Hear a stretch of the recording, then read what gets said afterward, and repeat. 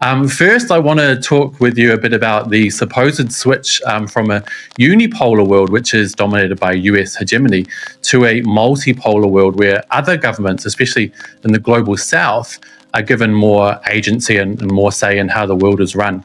So lately, I've really kind of felt that the switch to a multipolar world has accelerated quite a bit, especially with the diplomatic gains China has made in the Middle East.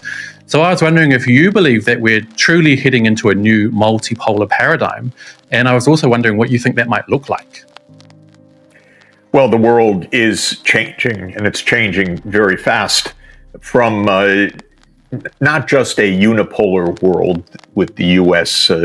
Role as a so-called hegemon, but really from a North Atlantic-led world of the last 2 centuries to a world where economy, finance, power is much more spread around the world. The industrial era began in England. It's therefore no real surprise that England or Britain became the first industrial global empire.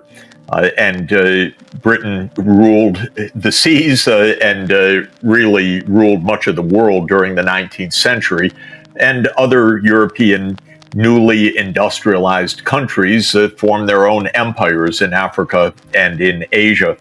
And that Western-led or North Atlantic-led world continued throughout the 20th century. But after 2 disastrous world wars and a Great Depression, the global leadership of the North Atlantic shifted from Western Europe and Britain to the United States. So the U.S. has been the dominant power since 1945. But with independence of India, the end of empire across Africa, the restoration of real sovereignty of China, starting with the formation of the People's Republic in 1949, and with the economics that has followed that, the world economy has rebalanced. The spread of technology has become far more equal. China, of course, has become one of the lead economies and centers of innovation of the world.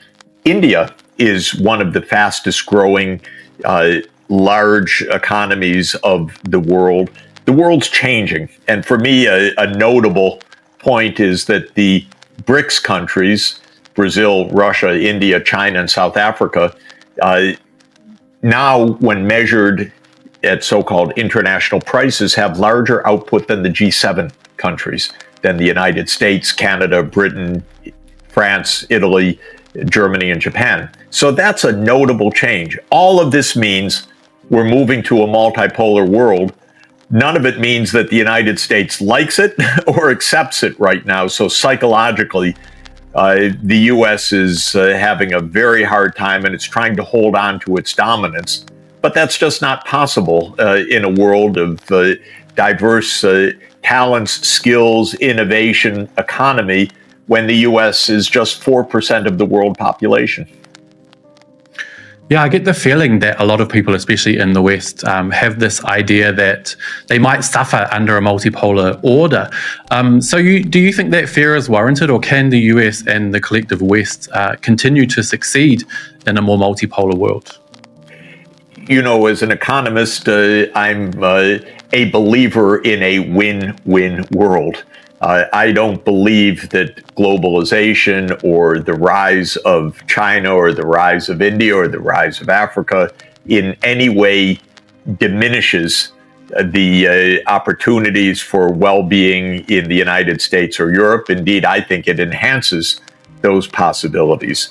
In any event, we need cooperation to face challenges like human-induced climate change. So, for all of those reasons, I believe in a win-win world where gains from trade and advances in economy from technological advances can and should spread around the world. If you are a military strategist or a geopolitical strategist, it seems that the feeling is quite different, that the gain of the other is somehow a loss for you. And so I know that international relations realists sometimes think that China's rise is detrimental to the United States. It's a different mindset. I think it's a dangerous mindset, actually, to think in that way, because it almost inevitably leads to confrontation and the real chance of deadly conflict. And so I want to emphasize the win-win nature of the world economy. It's not one region's gain necessarily at the expense of the other. Everybody can benefit from the advancement of know-how and technology and scientific understanding. I'm really crossing my fingers. I too am really pushing for a win-win kind of situation. Now, the US and China have gone through obviously a really rough patch in terms of relations of late, with Nancy Pelosi's provocative trip to Taiwan last year, to Balloongate, to these allegations of widespread genocide against the Muslim minorities in Xinjiang, to calls for war by 2025, to the Select Committee on so-called competition with the CPC. And of course, lately, we also have TikTok and the mainstream media's kind of feverish obsession with Yellow Peril 2.0, kind of painting China as this dark, dangerous, dirty dystopia. Why is it, do you think, that the US is seemingly so obsessed with tearing China down at the present moment? And what do you think it would take for those relations to improve? I think almost all of this is the result of China's success.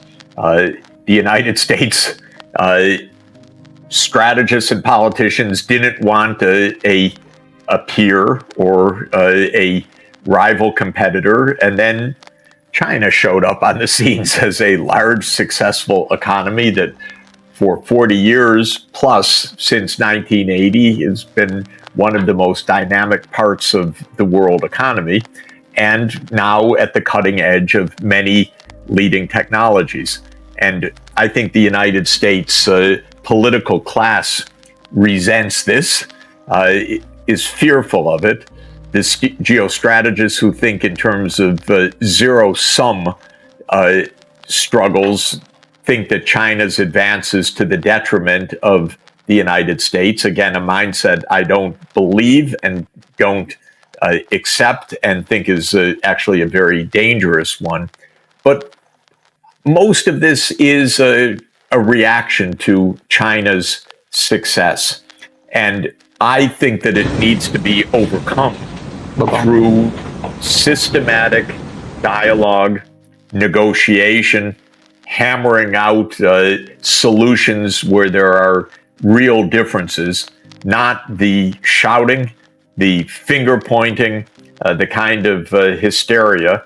Of course, there's a lot of prejudice built in as well. You mentioned Yellow Peril 2.0. Well, there is some feeling wrong in the United States that if China has advanced, they must have cheated to do it.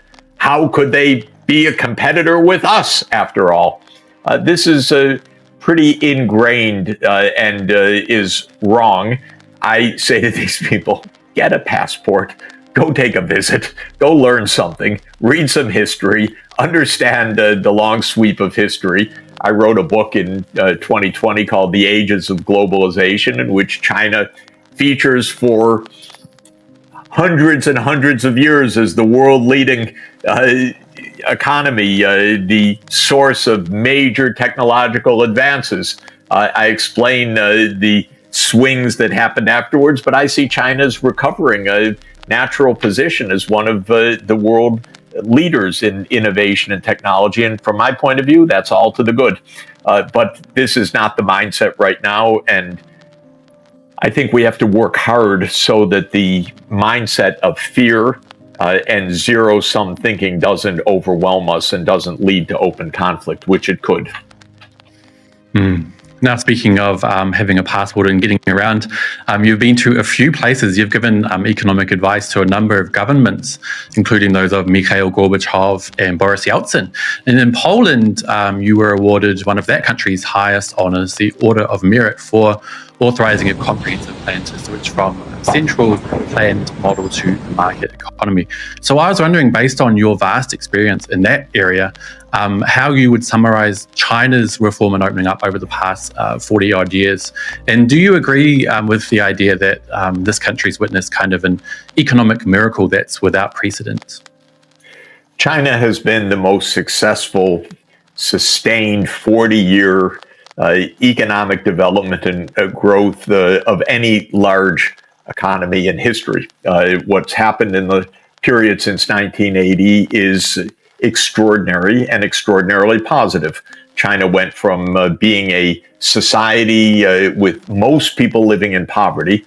The numbers depend on definitions, but 60% poor, some estimate 80% poor, to ending poverty in its extreme form by 2020. Well, that's a phenomenal achievement, and it reflects a mixed economic system, both market and state, private and public, a tremendous capacity to plan at the National Development and Reform Commission, among other institutions, the tremendous capacity to build infrastructure, thousands and thousands of kilometers of fast intercity rail, of roads, of a power system, and so forth, on a massive scale. And the Chinese economy lives on that physical infrastructure that connects the entire country. I've been watching this process closely since my first visit to China 42 years ago. So I came in 1981. China was very poor then. This was very clear just by looking at life as one would see it on the streets or in the shops. I've been visiting China frequently ever since 1981. And what has happened is absolutely extraordinary, hugely beneficial for China and beneficial for the whole world. So do you think then that China has achieved anything specifically in their poverty alleviation process that maybe other states might be able to emulate? Well, I say to my friends and governments in Africa that look at what China did over a 40-year period. Africa uses the date, interestingly, of 2063 as its reference point because 2063 will be the 100th anniversary of African unity and the foundation of the Organization of African Unity, the OAU, which is the precursor of the African Union. So they look to 2063. Here we are in 2023. Okay, 40 years. Think of China, 1980 to 2020. Think of Africa, 2023 to 2063. China provides an inspiration and in many important ways, a kind of roadmap. Invest heavily, build infrastructure, get the kids in school, make the quality education, make the real investments that build the capacity of the economy. It's not gimmickry that brought China to its current prosperity. It is heavy investments, large scale, over a long period with good planning, good public administration, and educating generations of Chinese young people.